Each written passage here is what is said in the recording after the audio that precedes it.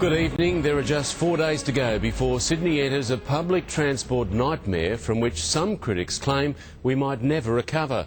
From Sunday, buses will be banned from George Street, the city's main thoroughfare for over 200 years. And we can confirm many thousands will face a double whammy, paying twice for a bus and a train to complete their journey. It won't just be a nightmare on George Street next week. All city-bound commuters are warned to check new timetables and brace for chaos.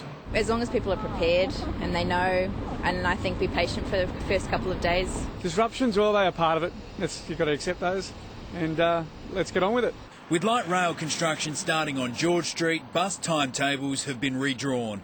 Currently, in the morning peak hour, George Street takes 220 buses. Elizabeth Street has 179. After Sunday, there will be none on George Street, but 201 on Elizabeth Street, an increase of 15%, while Pitt Street will rise from 0 to 140 buses, and Bridge Street will go from 30 to 44 buses. Next week, this is going to be a disaster area, and not just next week, but for the next few years. In all, 330 buses will be removed from the core of the CBD, many ending at one of 4 city termination points. The city's going to have to swallow a bitter pill in order to take our medicine and fix congestion. It's got us by the throat.